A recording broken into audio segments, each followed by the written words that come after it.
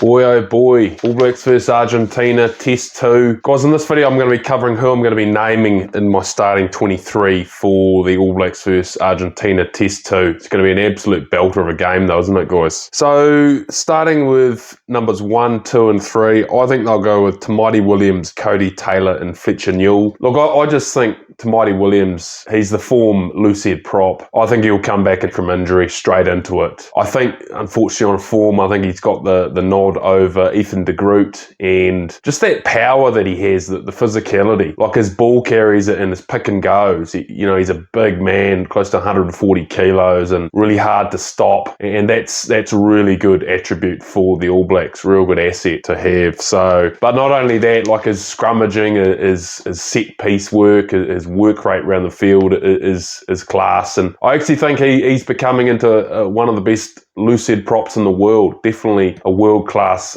front rower. So he comes straight in there. No changes with Cody Taylor. Look, I thought he played well against Argentina. He's doing the basics really, really well, isn't he? Scrummaging, line out, ball carrying, work around the field. He's got a good work rate, doesn't he? He's quite a good fit athlete. So yeah, I don't think any changes there. And yeah, I mean, Samasoni Takiaho played well in Test 1, but still think that I'd probably say Cody Taylor is head and shoulders the best hooker in the country at the moment. So let me know your thoughts on that down below anyway, guys. Number 3, I have Fletcher Newell. So yeah, not too many changes there. I think he comes straight in there. And yeah, look, again, he played well against Argentina, so not too many changes there. Guys, if you're enjoying the content, please hit the subscribe button, like the video, chuck some banter down below. I enjoy hearing the banter about the All Blacks and Argentina and international rugby. So chuck the banter down below. Locks, I don't see any changes there. I think Scott Barrett and Fabian Holland. Yeah, so look, Scott Barrett, captain, class, does the basics really well, and he's in some really good form actually, I think, at the moment. Yeah, particularly his high work rate, his power around the field, muscles up well. Yeah, he's playing well. So, and then Fabian Holland.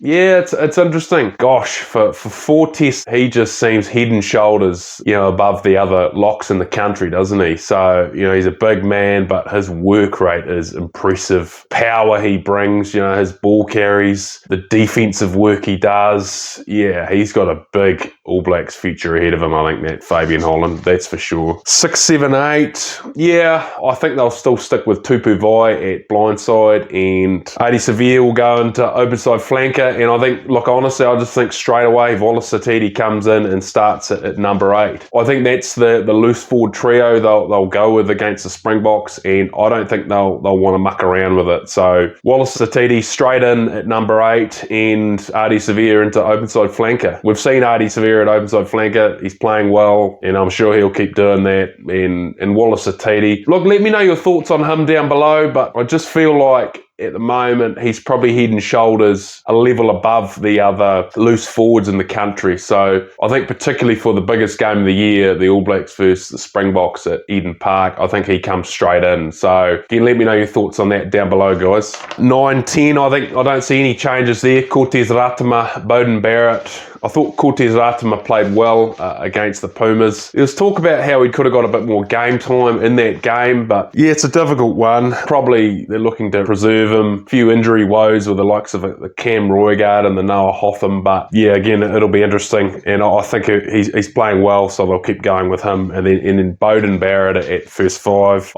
Honestly, I think we're going to see Bowden Barrett start at first 5 for the rest of the season. I think the game management, the leadership he brings, can't see too many changes there, guys. 12, 13, look, I think they'll keep going with what they've got. So Geordie Barrett, Billy Proctor. Yeah, and I mean, let me know your thoughts on this down below, but certainly the form of Geordie Barrett, I just think he's head and shoulders the best second 5 in New Zealand at the moment by a bit of a margin. So certainly his power that he brings with his ball carries, his game management, his passing, the defensive work he does, yeah, particularly impressive. And I think I'd go as far as was saying, he's definitely one of the best second fives in the world. So yeah, I can't see too many changes in that position unless someone else really comes out of the woodwork and puts their hand up. And then Billy Proctor, yeah, I mean, I am and are whether or not they would go back to Rieko Ioane there, but I mean, I think that Razor's going to keep going with Billy Proctor at centre, particularly the distribution game he has, and you saw that against the Pumas. He was shifting the ball quite nicely, quite well, wide, good hands, and certainly he's building every game. He's getting better and better. Defensive reading, his attacking plays, his game management. So yeah, I can't see too many changes there, and I can't see that changing for the Springboks test. At the back three, I think they'll go with Caleb Clark, Will Jordan, and Sevu Reece. So yeah, I think Caleb Clark comes straight back in, particularly with the high ball work he does, and I don't think they lose too much there. Sevu Reece will carry on. I thought he played well against the Pumas, and Will Jordan, you know, one of the best fullbacks in the world. Oh, the big talking point there is obviously I think they'll drop Rieko Ioane. So yeah, look, I don't think he played probably his best game against the Pumas, and I just think he's lacking in sort of speed at the moment, not really lighting up the opposition on attack at the level that you'd want from an All Blacks winger. So I think he drops out of the 23. So again, let me know your thoughts on that down below, guys. To the bench, guys, I have Samasoni Takiaho, Ethan de Groot, and Pasiola Tosi. So yeah, again, Samasoni, he was brilliant against the Pumas in Test 1. The impact he had, power he brings off that bench, isn't it? You know, 2 tries at the end, big lump of a man. And that was really crucial to the All Blacks winning that first test. So they want him, they want that power, and I can actually see him probably staying on the bench even against the Springboks in a couple of weeks. Certainly that power he brings is really, really impressive. And then Ethan de Groot, next best loosehead prop off the ranks. Pasiola Tosi, power he brings, his work at the breakdown and set piece, another impressive prop. I think they'll have 2 loose forwards. I think they'll go with Duplessis Kirifi and Samapeni Finau. So again, just that cover. And I am whether or not they'd have another lock replacement, but with Patrick Tuipulotu out, I don't think they will. I think they've already got 3 locks in there already with Tupu Vai, Fabian Holland, and Scott Barrett. So yeah, and a good opportunity for both of them. Duplessis Kirifi, look, there was a bit of talk about him. I thought he actually played quite well in that first test. He didn't get a turnover or anything like that, but I think you're starting to see a more mature version of him at test match level, particularly his high work rate. The defensive work, I think, was quite impressive. He made a number of key tackles, Duplessis Kirifi, and certainly his ball carriers were powerful. I think he's developing quite nicely at test match level. Samapeni Finau, again, another opportunity for him to bring that physicality. And then 21, 22, 23, I don't see any changes there. Finlay Christie, Anton Leonard-Brown, and Damien McKenzie. So again, Finlay Christie, I think he's the best next cab off the rank at halfback. I think he played well against the Pumas in Test 1. And certainly he's tested it at international level, does the basics well. Yeah, I can't see any changes there, and I just think, you know, we're only 1 or 2 tests away from the biggest test of the year. I don't think they'll experiment at halfback or too much with the lineup here. I think they just keep the continuity going, build combinations, and develop for that Springbok test. Anton Leonard-Brown, I think the experience he brings, and he's also quite good at covering a few positions, like he can cover 12, 13, and I think they could actually put him on the wing if required. And then the same with Damien McKenzie. Unfortunately, I think he's going to be on the bench for the remainder of the year. But yeah, particularly Damien is one of the best in the world at covering a number of positions, you know,